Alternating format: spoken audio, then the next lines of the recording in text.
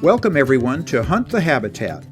A great dog and a shotgun will only get you so far in the uplands. In this podcast, Ann Jandernaw helps us to attain a more in-depth understanding of the birds we love to hunt, their habits, their habitat, and how those change through the year and through the hunting season. Hunt the habitat, find the birds.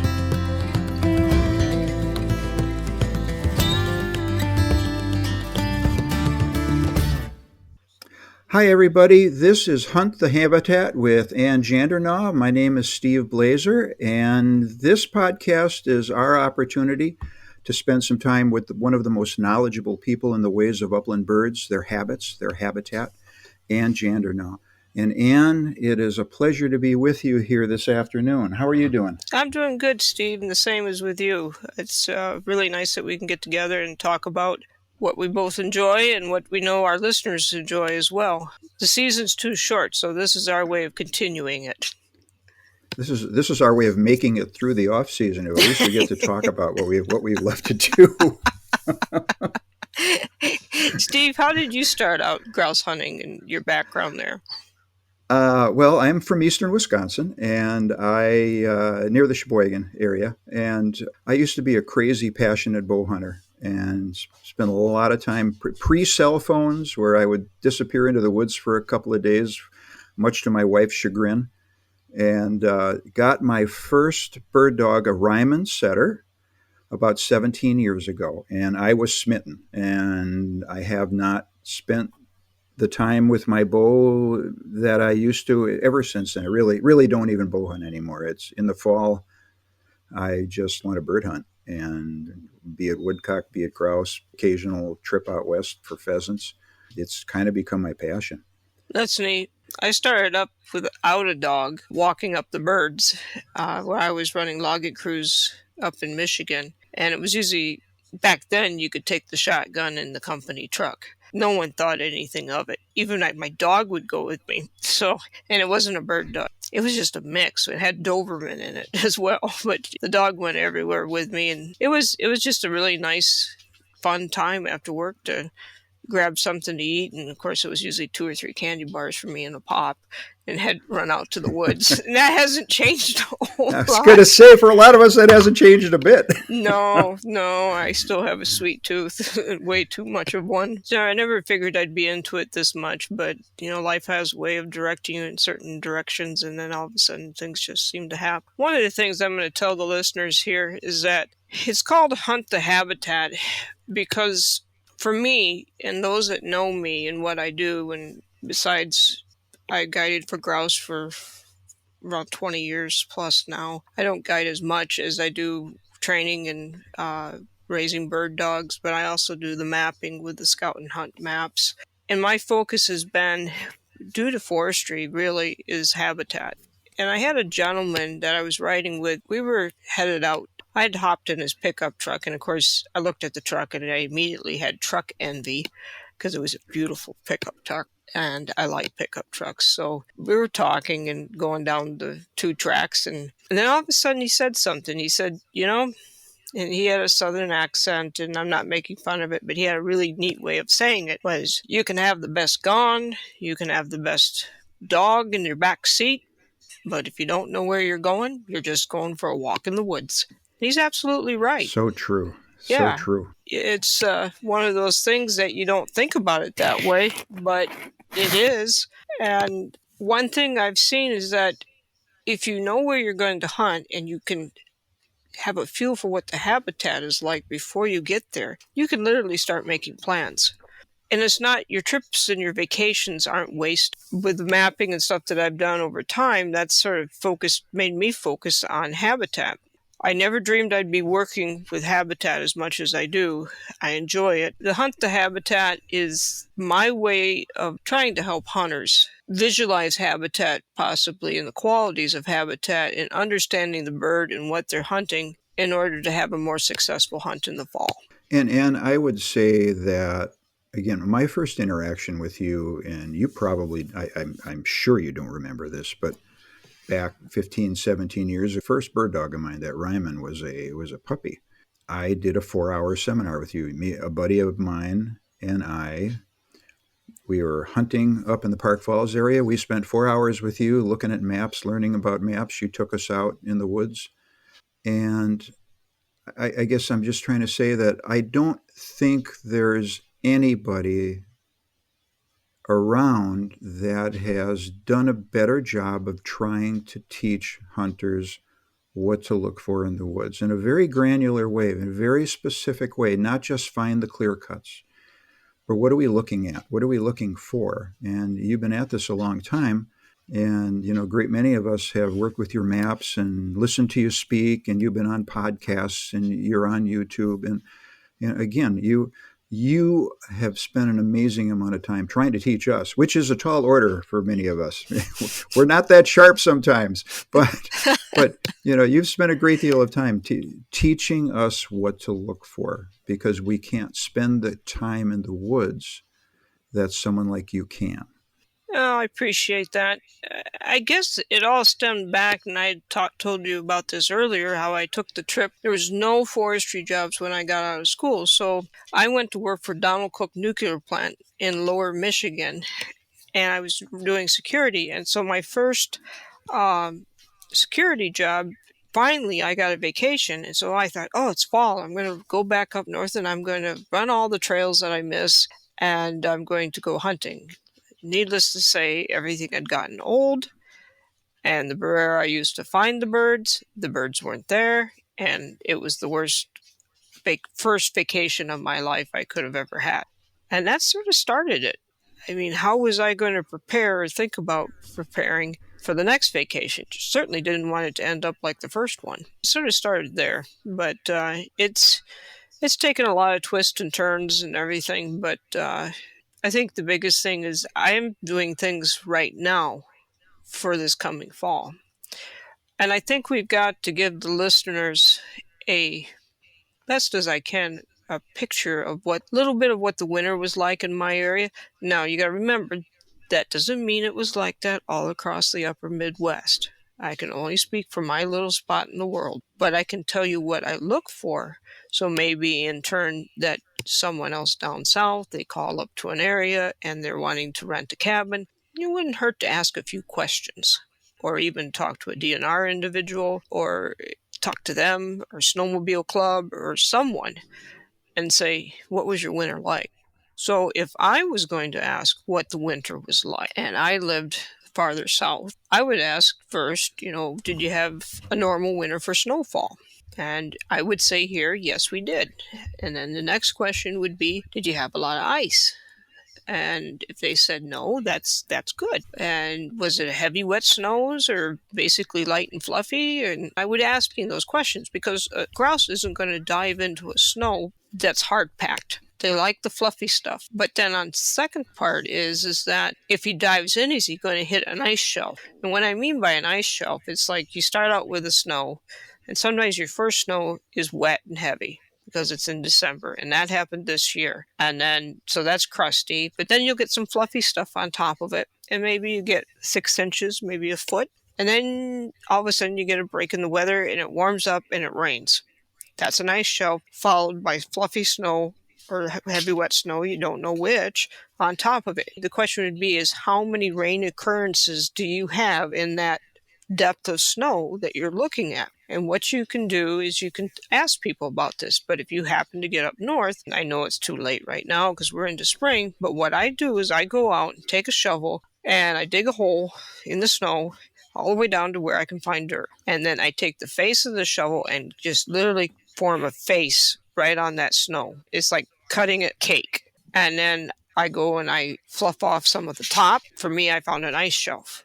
So I figure, okay, I had 7 to 8 inches there of fluff. Then I had an ice shelf. And you got to look how thick that ice shelf is. If it's not very thick, that's no problem. But if it's thick enough that you could walk on it, you got a problem. That's a neck breaker. So then, okay, is there another ice shelf under that farther down? And you check it. And sometimes there is. And you can actually carve out the snow between the two ice shelves. And you can actually take a measurement if it was thick enough so you can see how the weather played out during the winter.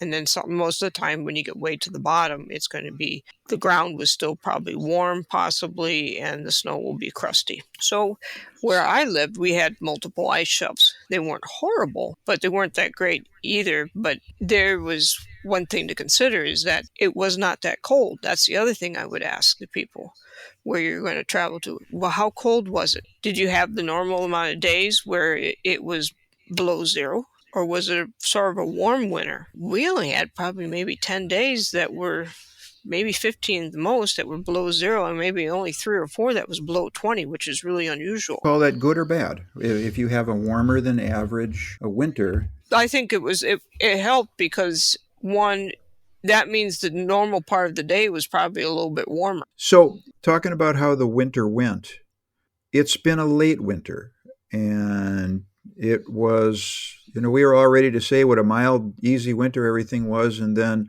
along came March and into early April. What, if any, effect does that have on the grouse population as they get further into the winter? Well, really, the temperatures is the key, and the amount of snow. We really didn't have the temperatures that were brutal for the grouse. And even though the snowpack, at least in my area, was somewhat compromised, we had plenty of fluffy snow, especially in March and the latter part of February. So they had plenty to burrow in. Most of our ice events happened early February and prior to that. So when you look at the grouse, it's been documented that at 20 degrees or less, they have to speed up their metabolism in order to stay warm. And if you have the snow, then they burrow in the snow, and then they don't have to speed up their metabolism, which is a good thing because they don't carry much fat to begin with. So I would think overall, I think they did okay. I had places where I knew I could go in the evening and see birds and see them budding. That was interesting and fun to watch. I usually do that every year. Find places where the birds have been budding and watch them in the evenings just as the sun's going down. So I don't think it was too bad, but the late snow isn't going to hurt them, but it's delaying everything right now. The weather is delaying. So all the grouse are in a holding pattern. The woodcock came about 2 Saturdays ago. They're a little bit in a holding pattern here as well. So it's frustrating. I feel like half the north up here is in a holding pattern. We're all ready for spring. Well, we've had warm weather and a lot of melting, and then last weekend you guys got hit again. We didn't get near what you did, but right. You got hit again with a fair amount of snow, and it was wet, heavy snow, was my understanding. Mm-hmm. It was. It just, you plow it, and it was just slush. Because the biggest thing is when you get hit with snow like that, for road's sake, you have to get it off the road to let the sun hit it and then start to open that road back up. It was just a mess. Not to mention the flooding. There's been a lot of flooding in this area here, and some of the roads are still closed. So, I mean, it'll straighten itself out, but it does put the grouse in a holding pattern. I think by the end of this coming week, the woodcock will be back into their normal routine. But, they've been thrown off guard for about a week and a half. And it was interesting, too. I was looking at a Facebook post I did 4 years ago, and I had taken a video of a woodcock along the side of the road searching for food, and there were snowbanks. Easy, 2 feet high. Oh, my. So I guess history's repeating itself. Well, we get, like it or not, whether the woodcock like it or not, we get April snow. It's just part of the Northwoods. So when we talked a week ago, you were hearing drumming. What, again, things have changed in the last week in the woods. Where do things stand right now? Everyone's waiting. I've seen a few hawks already. What happens is usually the hawks come around the very first part of May, is what's been documented, but they're a little bit early this year. I haven't seen the full array of them, but I've seen a couple. But with that being said, the grouse are like, the hens are waiting and the males are waiting, and nothing's happening. So everyone's just waiting for the weather, the sun to come out a little bit. It's not that they won't drum on nice days, but you got to realize where I'm at, there's still close to 70% snow coverage, and anything brown flashing around on top of snow is an easy pickoff for a predator to find. especially if those hawks are starting to move in. They're more camouflaged when you got the grouse coloring on a ground with no snow. Their movement isn't as easy detected. As the drumming starts, okay, I imagine that's going to really get going in the next couple of weeks here. If we're able to spend some time in the woods, can you talk about what we're listening for? How can we use drumming to help us scout for next fall?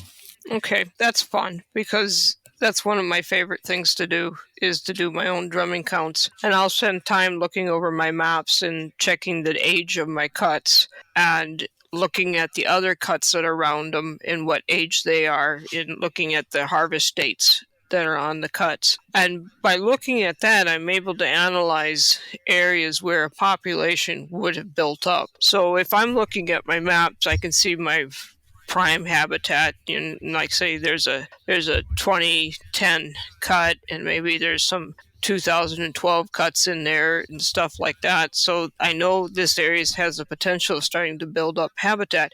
And maybe there's some blue shapes nearby that says there was habitat here that at one time was prime, but now it's older and it's marginal and it's aging out. So when you look at it, you have to find areas where the grouse had a population, the area got old, and then they have to shift to a new area. So I look for these areas, and what I'm trying to find is where there's a grouping of males. It's not about doing so much hearing how many drums I'm hearing. There is a little bit to that, and I'll get to that. But it's finding groupings of 4, 5, 6 males in an area that form like a corridor.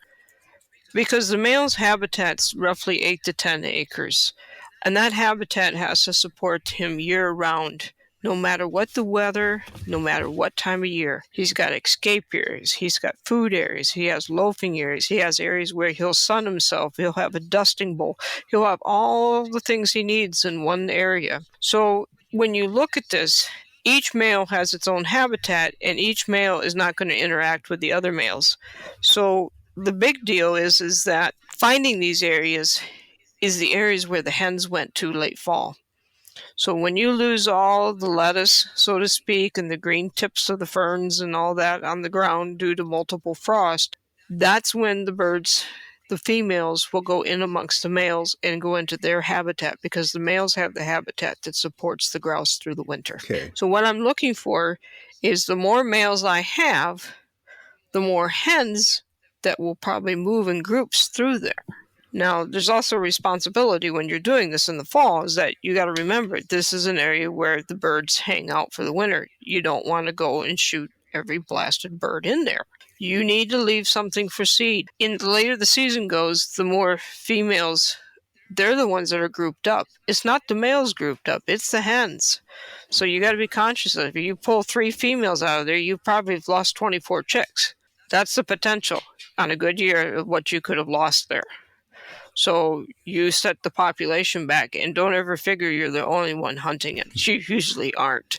There's more than one way to come into these cuts. It depends on how sneaky you are. So I was a guide too long not to know. But You knew where to park your truck, different places.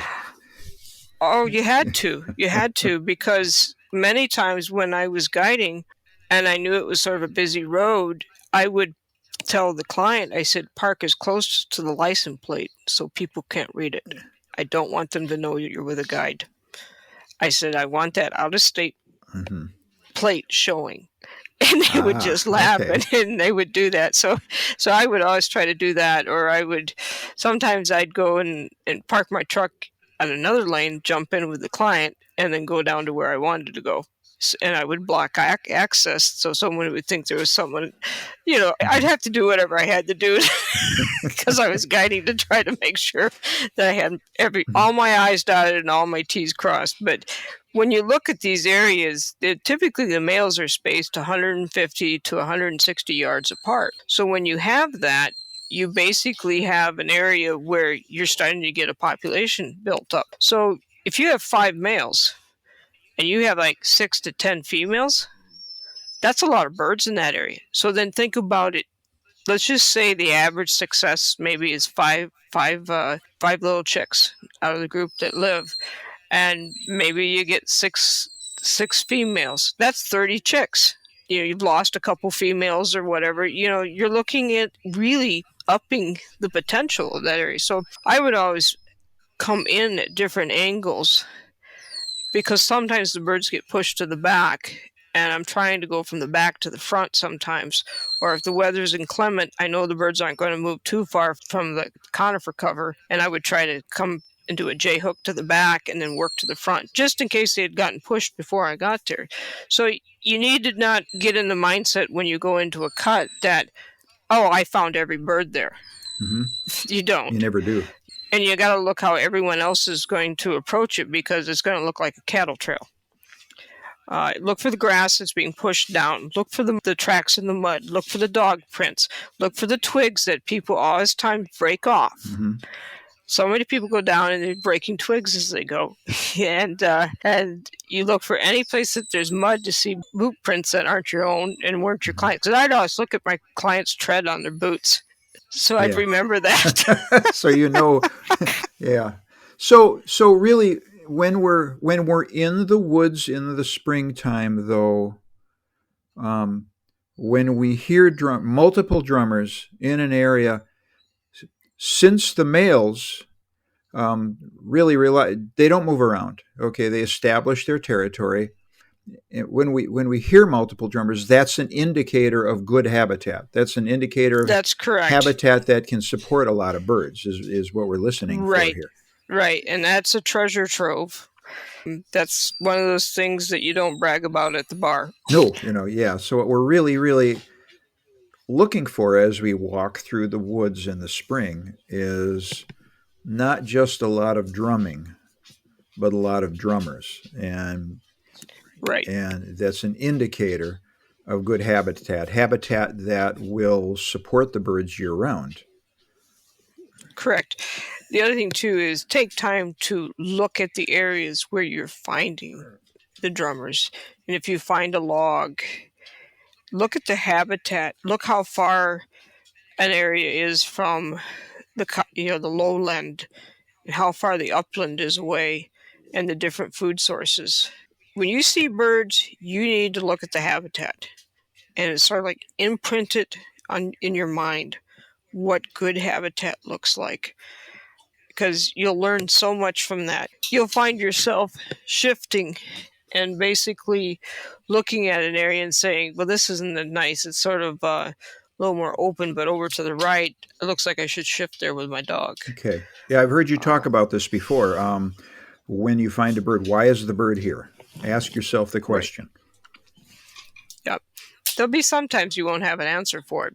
And especially if it's during the time in the fall when the birds are shifting, you really can't ask yourself that, because if it's a male, it's going to go shift in amongst other males. If it's a hen, it's eventually, in the beginning, just trying to find a home, a young, juvenile hen. Instincts sending her away from where she grew up, not back to where she grew up, because that helps establish genetic diversity. So they have documented one bird going like 14 miles, but that's not the norm. The norm's a lot less, considerably less than that. So you're in there and you're basically listening for drummers. And one of the things that you'll be looking for is how many you hear, get a feel for how far apart they are. And like I mentioned before, typically the males, when you have good cover, they're going to be spaced about 148 to 159 yards apart. And I'm not saying you have to go measure it, but you can get sort of an idea of what I'm talking about. And the log is the center of activity at that point. Typically, they drum going to the east, and we had that discussion about why does it drum going to the east, and we were joking about the part that, well, he wanted to see the sun come up versus looking at the shadows behind him. But there's some goofballs that drum the other way, and it can actually cause the sound to go 30 to 40 degrees difference. Okay. So you might hear it one way, and then all of a sudden it sounds like it shifted. And some birds have alternate logs as well. But for the most part, they all have a primary log, and they all have the drumming stage, which is roughly an 8-inch area on that log that they drum. It's really important to think about it because that's the center of their universe at that time, because not only are they attracting the females, but it's also announcing to all the males in the area that this is my spot. So it's territorial just as much as drumming in the fall is a territorial. But the other aspect for spring is it's also attracting the females into these areas that have really nice habitat. The other part is that the timing between drums. Typically, the drummings are generally about 4 minutes apart, but if that male is really excited by having the presence of a hen nearby, it can be as much as 1 minute apart. And I have video off of like a cutty-back deer cam. It was every minute he was drumming. Some of those birds will be on the log at 1 o'clock in the morning, Oh, and they're wow. really not drumming. They're just there. And I had one video where the bird was there and all of a sudden it flew off and something came crashing through and I was like, and then about 25-30 minutes later the bird came back on the log and sort of looked around and like, okay, I guess it's safe. But we all think it's a log too. That's the other thing. It can be a log, it can be a pile of dirt. I've seen that. I've seen them drum off of huge rocks. I've seen them drum on top of cordwood that was left in the woods to rot. I had one bulldozer operator up in Michigan when I was running logging crews. I sent him out to go put in a new road I had flagged into the logging area. And he comes back and he says, I had a really unusual experience. I said, what's that? He said, the grouse didn't want to let me go down the road. I said, what? Okay. I said, and you had a big cat. He says, I know, but every time I'd go forward, it charged the bulldozer. So, so I went out there and I watched it. It was hilarious. This bird thought it could stand up to a bulldozer. And then there was another time when I moved to Lower Michigan that there was a couple grouse there and they would drum and they would come out and meet you. And they were not afraid of people at all. And this is no kidding. He would be 2 feet away from me. And one time I did try to pick him up and I got him maybe a foot off the ground. He beat the heck out of the wings and that shocked me. And then he ran off a little ways and came back. And whenever I was getting the trails ready for the sled dogs, I'd have the weed whacker. He'd come at me because I had the weed whacker. So I've had some funny experiences with grouse. And he would also go in guys' deer blind during deer hunting season and sit in the porch. Well, and you read about and you hear about that every now and then. There's YouTube articles and things like that, and of grouse that I don't want to say the word befriend, but they just decide they want to hang around with you. Yeah, but they're very territorial, and I guess they're just making their presence known. But when you're stalking these birds, you think of it this way. Mhm. If you want to try to get pictures, which is always interesting, if you stalk coming at them, going to the west, coming directly at them, they're just going to go off the log. You got to come in behind them. And you're going to listen to the drumming. If there's other birds drumming nearby, many times the drumming will be 4 minutes or 6 minutes apart. So have a watch and you can time it. And I like it when they're drumming about every 4 minutes. And you wait, and as they just get started with thump, thump, thump, and they're starting to build up the rhythm, then you start moving in that direction. And then just before they stop drumming, you stop before they stop when you're tracking in toward that bird. And you can actually many times get very close and try to put a tree between you and the bird, because he will turn around and look around and walk down the log, and next thing you know, he's preening his feathers or whatever, and then he finally gets back to drumming. But if he's got a hen nearby and he starts drumming every 2 minutes and everything, or even 1 minute, he'll be so engrossed in that you'll be able to move in a little bit faster. Now, with the second bird present, is it a little harder to stalk in, even though the No, male is drumming more frequently? no, it's easier actually, because he's totally focused on that. It's pretty cool because when they're really wound up, there's usually where they have the drumming area, there's not too far away an open area or a junction or some place that they'll come out. too. And if there's a hen there, they'll parade all over the place. They're trying to be coy, these males, but they really are trying to be sneaky to get closer as they can. And then what happens is if she walks away, then they'll start pecking at the dirt or the gravel and act like they're preoccupied by that, all the time shifting just a little bit closer, a little bit closer. And the next thing, I think they lose their patience and they charge at her, and then she flies off. And they're standing there all in all the rough out and everything, and it's like, what just happened? It's funny. But typically when they're drumming, 45 to 48 beats in about 8 seconds. It's incredible what they can do because they rotate their wings and it forms a vacuum. You can hear like along a lake shore a quarter of a mile, but you start getting in thicker cover and it's an eighth of a mile or less, just becomes less and less the distance. But it's fun to hear them drum and it's interesting. It's basically a fun time of year to go and scout new areas to hunt. So as of right now, where I'm at, everyone's in a holding pattern. Everyone's waiting for the weather to get nice. And that's the way it is. And so it'll shorten the drumming season here, is what it's going to do. Now, I'm not saying that this is for all of Wisconsin, but in my area, the drumming season will be shortened. Now, you talked about the males a little bit. The females are migrating into the areas where the males are set up. Where are they migrating out of? Where have they spent their winter? In amongst the males.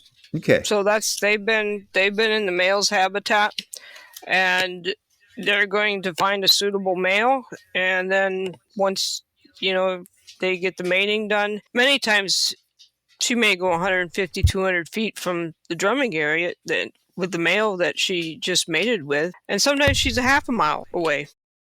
So it all depends on what suitable cover that she can find.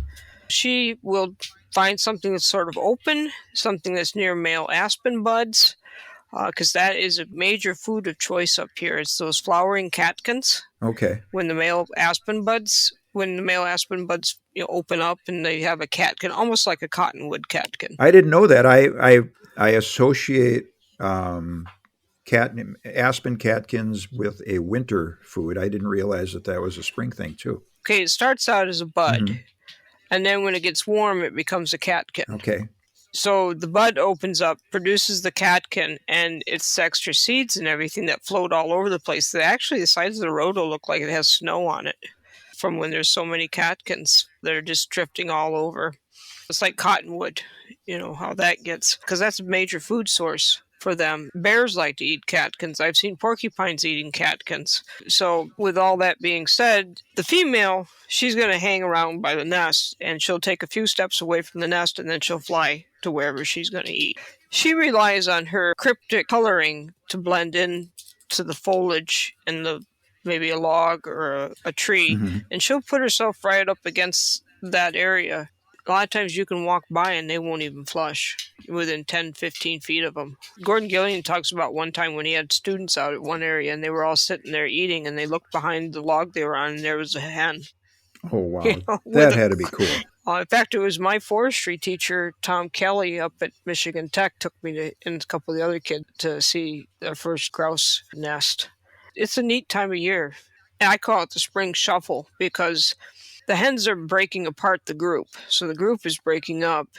The males are starting to get territorial. You'll see their ruffs up and they'll be strutting and everything. And everyone's active. What'll happen here is that weather will break. You'll have a day where it's just a bluebird day. Hopefully it's not hot. Hopefully it's not high wind or everything. And there will be birds all over the place because everyone's on a mission. Now, the males will come out and meet them, possibly, but the hens will be really moving. So it's sort of an interesting time. Yeah, it is. Drumming in my area typically starts around the 16th to the 17th of April. then there'll be a short time period where they will basically shut down for about 4, 5, 6 days in May. And at that point, they will then start it back up again. And I've heard some of these birds actually drum into the end of June. Sometimes they're juveniles that'll do that. After that, So this leaves the woodcock, and the woodcock have had the misfortune of arriving just in time for more snow, but we've all been seeing some birds around. Talk a little bit about where things stand up there right now for woodcock. when did you see your first bird? I saw my first bird about 2 weeks ago, and I was having lunch in my car, sitting in the back of a parking lot, and a bird landed maybe 25, 30 yards from the car in a little thicket next to a railroad right away. And it sat there, and unfortunately, a crow landed not too far away, and then the woodcock took off. But that was I want to say about 2.5 weeks ago was when but that was down in the Milwaukee area, so considerably south of where you are. The birds showed up a couple Saturdays ago. That morning, I heard the robins, I heard the sandhill crane, and in the evening, I heard a couple woodcock. And then Sunday, I heard lots of woodcock, and then we got snow. They're sort of on hold too, because we went from losing 2.5 feet of snow in the woods down to having 30% snowpack in 5 days. Probably all the birds thought this was great, and then Mother Nature got its revenge In a big and way. then brought in, yeah, in a big way, and brought 17 inches back. But it's melting again. So this week's going to be a little bit cooler, but toward the end of the week, it's going to start straightening out. So those birds will start becoming more and more active. And they're a really neat bird as well. I've enjoyed spending time watching them and looking at areas where these birds are at. And one of the things that I found interesting in a lot of the stuff that I've done with these birds was probably not many people realize about these woodcock is their brains are upside down. The bill is prehensiled, meaning it can open up under the ground. When they probe, it's barbed on the inside to help grab the worms. And it's got like a sensory on the tip, which they think is part of them being able to sense the vibration of the movement of a worm. So that's sort of interesting. The hens are bigger than the males, and the males are smaller. But the hens, when they fly, they tend to go vertical up and then out, and the males tend to go just out. And the males fly faster than the females. Typically, it's the hens that head south first in the Mhm. fall, and the males, I was joked about that they stayed up in Canada drinking beer. So they would do Which that. is what many of us males wish we could do: stay up in Canada and drink beer. Yeah. But the hen will lay about 3 to 4 eggs. It takes about 5 days for her to lay those eggs. Incubation is around 20 days. I don't know if the females got bred or not in that one night or two Mhm. nights here. So it's hard to tell where that's going to be at. But I try to find areas to go watch the sky dance. And the starts out usually with a peent, and then you hear the bird take off. The early part of the evening, you can track it pretty well, and then as it gets darker, of course, you can't. And then I use a spotlight to watch them, but they'll reach heights of 250 feet. The male will climb and he'll spiral his way up, and he's got the distinctive twitter sound that you hear as the wind rushes through his outer three primaries on his Mhm. wing. And then as he heads back to ground, you hear like a warbling sound, and then it'll become totally quiet. And then he'll sail in and land almost within a very short distance of where he just took off. It's just, to me, that's part of spring. It's, like a lot of people, I hear the robins, I heard this, but to me, it's watching the woodcock do the sky dance in the spring. It's pretty So cool. if someone wanted to go and try to see this, um, what what kind of an area? How do you identify an area where you might see this? Okay, there's one thing that I think about when I think of singing grounds and where I find Mhm. woodcock. And you got to think about where you find the woodcock in the spring, because then you also can go back in the fall. But one of the things that I think about is an area that I found a good number of woodcock. There had been 4 attributes that I had focused in on in that area. One, the area was not very far from a singing ground. Singing grounds are typically open areas that could be near edges of fields or part of an edge of a field or a meadow that's been mowed. And we're not talking tall grass, we're talking something very short. I see a lot of them on roads, these back roads here. They they have landed in my dog yard. They land in the meadow. Before the snow all left, they were painting on the snow, and then going up and flying. So you find areas like that, but it was interesting. The area was not far. Mhm. Where I found woodcock from then on, I focused on these areas, and they were basically not far from an open area where I had seen birds going up and coming back down. They were, which was roughly, it was about 600 feet from the singing ground area where you would find them at sort of radius, depending on the quality of habitat. Maybe one side wasn't good habitat, but then the other side, maybe 2/3 had great habitat. Um, they weren't far from tag alders either, and they weren't far from a young cut.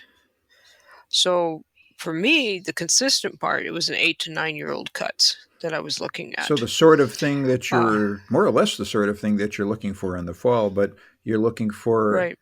short grass open area close to the Hmm. kind of cover that you'd like to see in the Right. fall.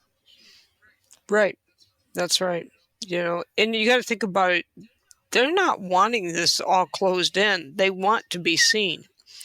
Um, there was a time that I found another place that I actually was watching 4 different males go up and come down, go up and come down.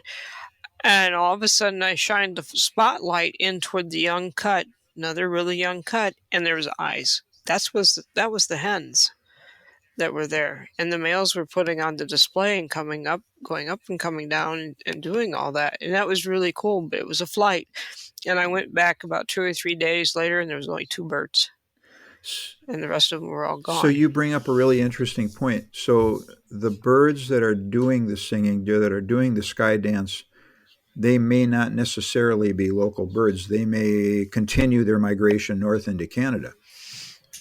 They could, or they will stay here, and it's hard to tell what you're going to end up with. I think certain areas are known to have more woodcock than others. I'm more in a predominantly grouse area, uh, whereas you can go areas south into Price County and over into Sawyer County and Lincoln Mhm. County that have better opportunities for woodcock. And So, okay, so the grouse hunter in me is forcing me to ask this question. You made a really important distinction. My area is more of a grouse area. South is more of a woodcock area. Other than the age of the cuts, what helps you determine that? well, there's in Wisconsin here, and there's places like this in Michigan too. And when I talk about Michigan, I'm always talking about the upper Michigan, Mhm. the UP. And where I ran logging crews was on the west side. But let's just take Michigan as an example, those that have hunted Michigan. The sugar maple starts almost around the Marinesco area and winds up behind Bergland Mhm. and then comes up in behind the Ontonagon River. Okay. There's a patch of nice aspen that runs over into just to the north of Ontonagon, and then as you start to get more hills and you start going up into the Keweenaw, you pick up more and more maple. And then you look at south of Berglund, you run into between south of Berglund and Marinesco, you also run into a bunch of sugar maple. And then you get to Marinesco and you start heading east toward Waters Meet. It's a sort of a mix of aspen and maple. But then you get to Bond Falls and you go north and you hit that farming area north of Bond Falls area in Waters Meet. And you go into Bruce's Crossing and Ewan and that area you pick up aspen again. So it depends on your soil and elevation as to what type of trees grow where. And those fields, if you can hunt where the Ottawa National Forest sort of blends with that type of cover, those are some of your nice areas. They're no different than if you go over to Crystal Falls area and you get over by, especially over by Sagola, which I don't know if it's still a Louisiana Pacific plant there, but it was an aspenite plant. Hmm. Those are great grouse areas because it's a blend for both grouse and woodcock. But my area has more hills to it. It's the start of the sugar maple. And so Okay. the farther north you go, the more sugar maple you pick up. Now, if you go south of Winter and those areas or over to Douglas County, you're picking up more aspen. And then their hardwood's going to be a mix of oak as well. And the one thing, there's also less water in my area. We have streams and we have rivers and a few lakes.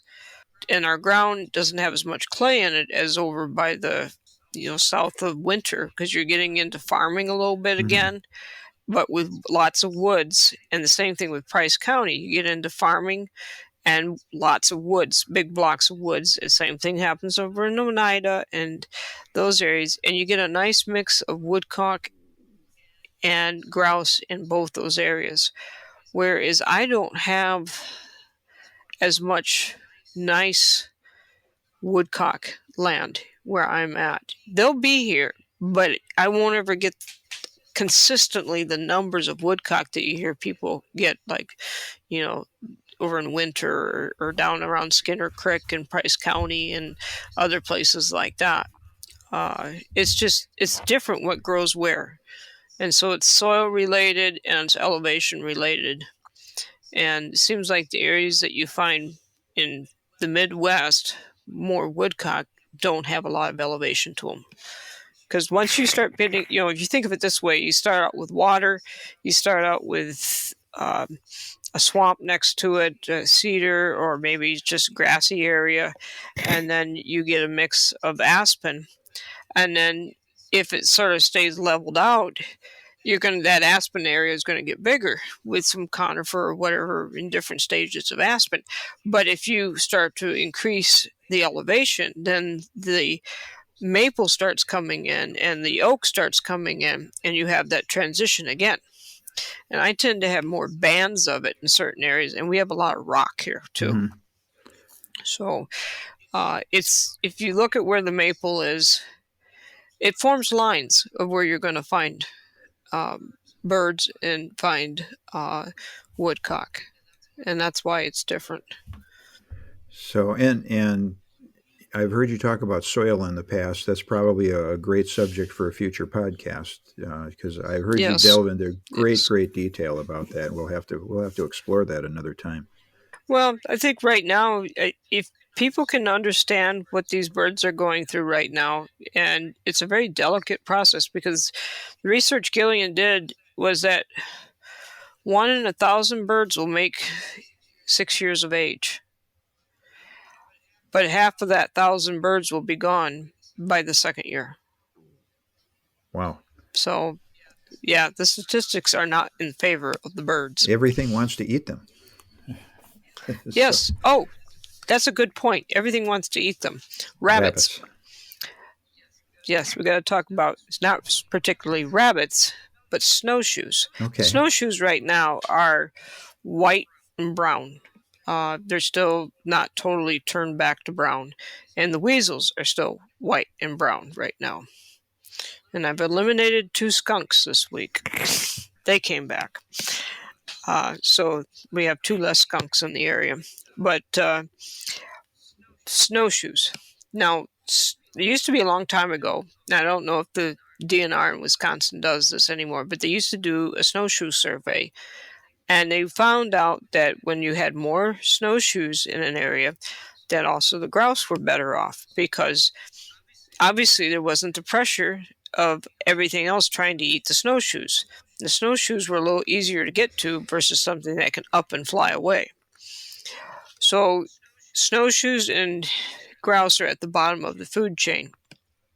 But what I noticed here in one of the cuts I was at uh, here in the last 10 days is if you go into an area and you're searching for to give you a sign of what the condition is of the amount of pressure for predation. Look for where the rabbits have chewed the bark. And if you start finding patches where there's a lot of it, there's not much pressure on the birds. So you can look at it that way. So I was really surprised. So I took some pictures of it, and it was sort of cool because I knew the snow was deep, but I mean, those rabbits had to be 2 feet or more up, and then they would stand on their back legs, and they were, the bark area was like 2.5 feet up, and then it went almost to 3.5 feet. So, part of the tree, from a certain point down, they couldn't reach to chew the bark. So that's one thing that you guys can look at. And as we talk about rabbits, one of the mysteries of grouse is their cycles. And, is there a connection between because rabbits are the same way. There's a cyclical nature to their population. Does that have a tie-in with grouse? I would think so, because once the pressure's on the rabbits and there's less rabbits, then the pressure goes on to the grouse as well. I mean, the cycle thing, I don't know if it's really a cycle anymore. I mean, you and I both know there used to be a lot more birds. Oh, yeah. So how do you explain that one away? And I've looked at the DNR data for the state of Wisconsin and the federal data, and the only thing that I see, there's a couple things, but really not that big of a deal. But of course, we all know that the federal hasn't cut the way they should, and they are starting to make a comeback in cutting more now. But the state has cut just as much as it did 25 years ago, because I dove back into the data and looked at how much in, say, 20 years ago was at a prime stage, 9 to 16 years of age. How many 30 years ago? How much 10 years ago? 15 years ago? And all that. And it was pretty consistent. What they were cutting then is the same amount they're cutting now. I do know the MFL forest cropland, unfortunately, more is going into pines because it's aesthetically pleasing, versus looking at the ugly duckling, which is a clear cut. And I think part of that is you need to educate the public that just because it's ugly doesn't mean it's not going to have a huge benefit later on, 7 to 8 years later. Yeah, it doesn't stay ugly very long. Aspen regenerates at an amazing rate. Right. It really does. So, I don't know about I've never kept track too much about the cycle, because about every time I thought it was supposed to be something, it was something else. So I just figured I'll find the birds and take it where I can and just enjoy it. But I didn't want to set myself up to be disappointed, I guess. Well, and that's just it. Even if there is a cyclical nature to it, you can't control it. You're going to go hunt. Right. So it really doesn't affect your actions all that much. It affects your reading during the off season every now and then, but because I know we all look for those drumming counts. Well, you do, and I get that, but it's a drumming counts really, when you look at those and you look at this area had that and everything, are a snapshot in time, and it depends on when the people showed up, if there was other birds present, and what was the day like, and all of that. But it also, mainly what you need to take away from it, it's a sign of good habitat where they took that drumming count, or the lack thereof, or the habitat is getting old compared to what it did years past. But this was episode 1 of Hunt the Habitat. Hopefully you didn't hear too much dog noise in the background. And we will put out another one here, and we'll see where we're at a few weeks from now, maybe a little bit sooner. And we'll try to take you through the life of a ruffed grouse. This has been wonderful. This has been a great first edition for the Hunt the Habitat podcast. And I know that you want people to send in questions. Mm-hmm. Chris, yep. Can you let people know where they can send in questions? If you want to send questions in, just what you need to do is go to our website, which is www.mobilehuntingmaps.com. Go to contact us, and then there's a form that you can fill out, and you can put your name there, information, your question, and more than happy to address these questions in other future podcasts. This is as much my podcast as it is your podcast, because I want to find out where you guys have questions, because a lot of people get me on the phone, and it's no problem or anything, but they're like, can I ask some questions? I said, well, sure. And so might as well start working on that, getting some other questions asked, because I'd be more than happy to answer them. Outstanding. And again, this is just a fabulous opportunity to be able to ask somebody that knows upland birds as well as anybody around. So I'd encourage everybody, get your questions in and we will go through them. Like I said, it's just as much the public's podcast as it is mine.